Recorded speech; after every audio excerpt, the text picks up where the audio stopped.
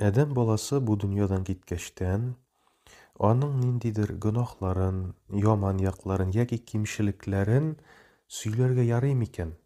Һәм шушыңа ислам дине ничек карый? Чөнки бик шундый хәлгә очрарга туры килә, кайчан кеше бу дөньядан китә һәм инде башкалар аны сөйли башлыйлар.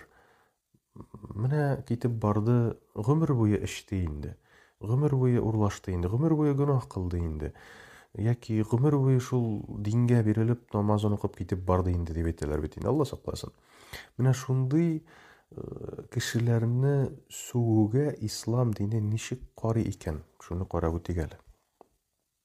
Пәйгамбәрбез саллаллаһу алейхи ва саллям әйтә: "Бу дөньядан киткәннәрне сүкмәгез һәм сөйләмәгез", ди. Чөнки алар үзләренең кылган гамәлләренең җимешләрен татыдылар, ди.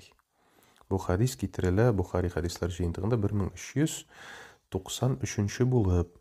Шуңа күрә дә шушыннан чыгып әйтелә, бу дөньядан киткән кешеләрне сүгергә дә ярамый, һәм инде аларның нинди дә булса кимчелекләрен сөйләргә ярамый. Ләкин шулай галимнәр әйтеп китәләр, әгәр дә бу кеше менә яшәгән вакытта ниндидер гөнаһларны ачык рәвештә кылды икән, мәсәлән, шул ук эчүне алыйк. Эчте икән, шул гөнаһ өчен тәүбә кылмады икән, аны алама дип әйтмәде икән, башкалар кырында шуны ачык кылып йөрде икән, менә шушы гөнаһны. Ул очракта инде бу ягын әйтеп китергә була. Яки ниндидер кеше гомер буе диндән көлде, ди. Андый кешеләр дә бик күп. Мусульманнарны кыерсытты, ди. Теге намаз укыган кешеләргә көлеп карады, ди.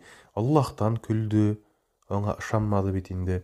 Менә шушы кешенең дә менә шушы яман якларын әйтеп китергә ярый. Шулай ук башкаларга бу кеше үлге булып тормасын өчен. Һәм шушы Пәйгамбәрбез саллаллаһу алейхи ва саллям хадисеннән чыгып, Шейх Мукбил әйтә, менә кешене, ди, бу дөньядан киткәннән соң алама яктан сөйләү дөрес булмас, ди. Кеше бары тик яхшы яктан гына искә алынырга тиеш, ди. Ләкин инде алама якларын әйтеп киттек бит инде, сөйләргә мөмкин дип, менә шундый дини мохтаҗлык булса, кешенең якларын сөйләүгә, теге кешеләр үлгә алмасын дип, ул вакытта әйтергә ярый. Чөнки дин шуны талап итә бит инде. Шуңа күрә дә менә кешеләрне бары тик яхшы сүз белән искә алырга тырышырга кирәк. Инде ниндидер менә ачык кылынган гөнаһлар, ниндидер бик нык яман сыйфатлары булды икән, менә шушы башка кешеләргә дә үлге булмасын өчен, башка кешеләргә дә шуны әйтеп китергә кирәк. Чөнки шулай булырга мөмкин, мәсәлән бит инде бер әдәм баласы, менә яшәрәк кеше икенче өлкәнрәк кешедән үлге алырга тырыша бит инде. Чөнки үлге тәҗрибәле кешедән алына. Зуррак кешедән, өлкәнрәк кешедән алына. Шуңа күрә дә яшьләргә дә әйтеп китергә була. Менә мәсәлән, бу кешенең шундый яклары бар, шундый холкының кимчелекләре бар, шуңа шушы якларын үзеңә үлге итеп алырга тырышма дип әйтеп китергә була инде. Бу шулай ук динебез талап иткән бер мәсьәлә булып тора. Шуннан соң кеше үлгәннән соң, менә мәетне өйгә кертәләр бит инде юырга.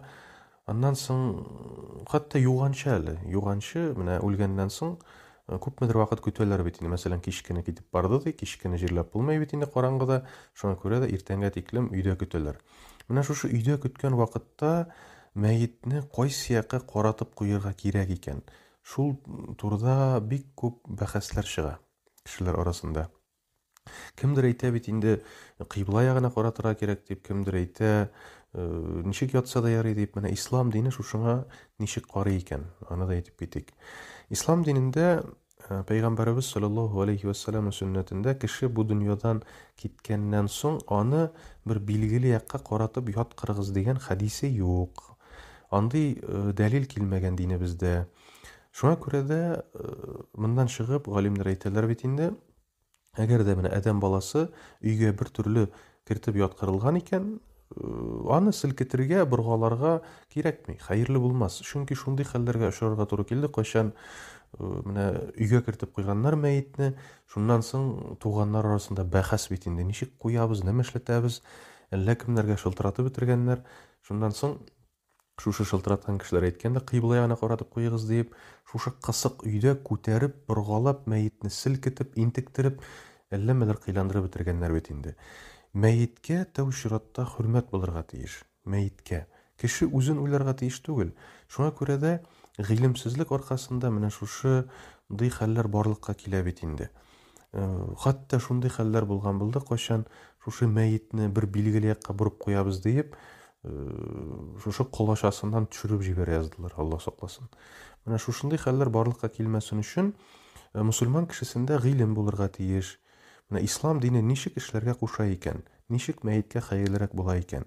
Ислам динендә бу мәсьәләгә карата дәлил килми икән, теге мәетне шул якка бурып куегыз, шулай хәерлерәк була дигән.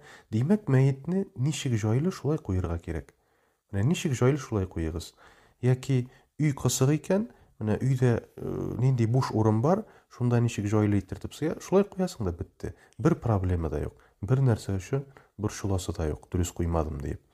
Шуңа күрә дә бу мәсьәләдә ниндидер бәхәс барлыкка килергә тиеш түгел. Ничек җайлы мәетне шулай итеп куясың инде, иншаллах.